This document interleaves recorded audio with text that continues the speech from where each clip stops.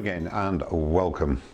Today I'm going to be turning a sphere from this English oak blank and a base, and I'm not sure what wood I'm going to use for that. It might be oak or might be a contrasting wood.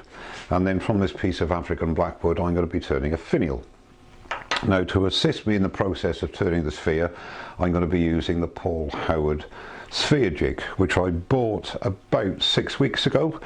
I don't intend to go through the initial setup of the jig because there are some great videos out there on that process already. Number one, of course, by Paul Howard himself, and also by John Clothier. And John actually goes through virtually an unboxing, from opening the box up, going right the way through to setting it up for your particular lathe, or his particular lathe, and the options for other lathe sizes and dimensions.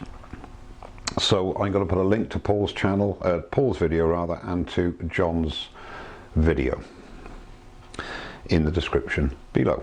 What I have done is marked out the blank to Paul's instructions.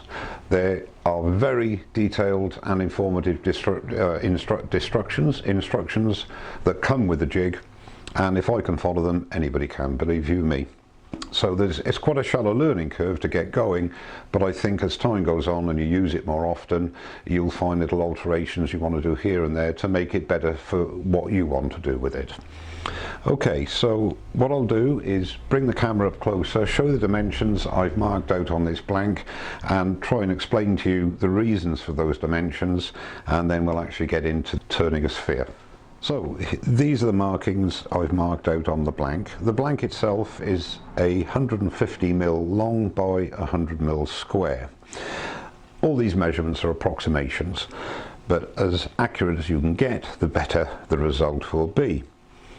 Now, this represents the sphere. The circle there is 100mm in diameter, as I've said. On either end there's a 25mm line here, and they'll be turned down to two spigots that'll be turned down to about 20mm in diameter, and then that figure allows you to get in tightly to get that perfect sphere from the jig with a minimum amount of cleanup at the end. There's another measurement here. There's a dotted line on either side of the center line, and that's approximately 29.3mm from the edge of the sphere. Now, that dimension, once I've turned these bits down to spigots, will be marked on each end, and I'll turn away to those lines, and that basically takes away the corners, which makes the job a lot easier and quicker. And hopefully you can see on this diagram here, there are the spigots that we've turned down, and the shaded areas represent the material that we've taken away, turning between those two lines that we marked out, and it will become apparent as I go through the process. So enough talking, I think. Let's get on with turning this sphere out of English oak.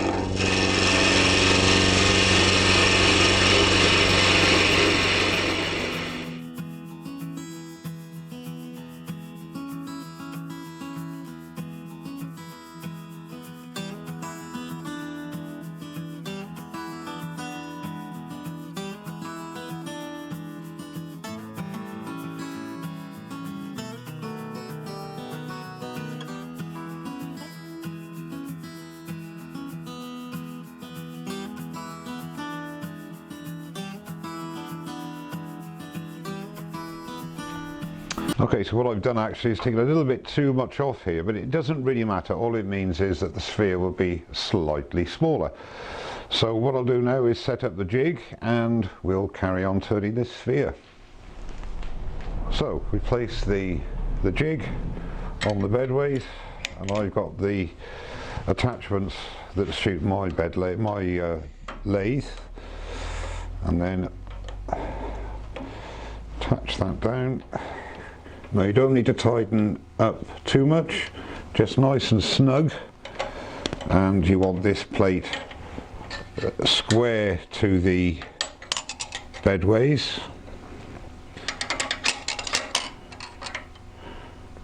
which it is now. Hold him down and just tighten up as I say, not too tight, just nice and snug.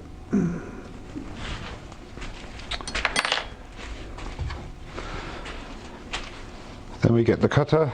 Now this cutter has been, the height of this has been already sorted, so it corresponds to my lathe, and there's a very handy lock washer there, which means when you put it on, it's going to be where you want it. And then set it up with this bar in the center of the plate and the cutter in the middle. And then tighten up. Okay, so you feed the cutter in by means of this screw rod here, cutter there. You can actually, each time you put it in, you can lock the cutter down if you want in that position. So I'll turn in about 1300 revs and just go down round and then feed in a little bit at a time.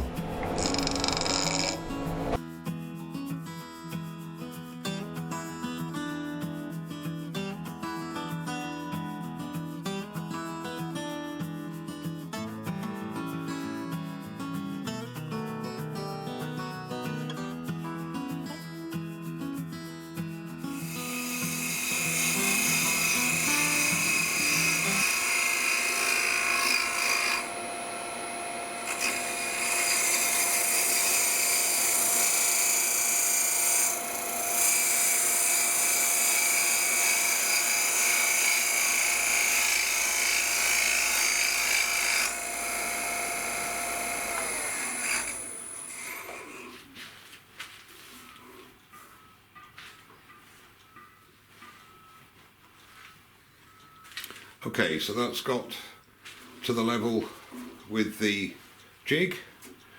Now the next thing is to cut off the spigots, but don't cut them off too tight to there, otherwise you'll lose the final curvature of the sphere, and then we'll go to the next stage.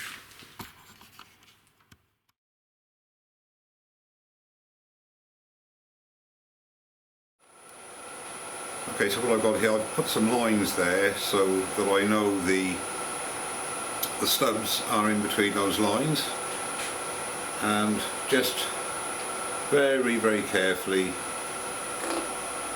you can hear on here, you can hear the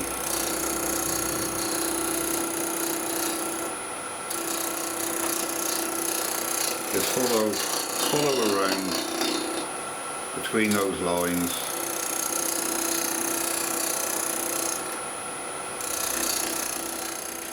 So now I'm going to just sand it now and move it around on a regular basis so you don't lose the shape of the sphere, and I'll go through the grits up to 400 grit.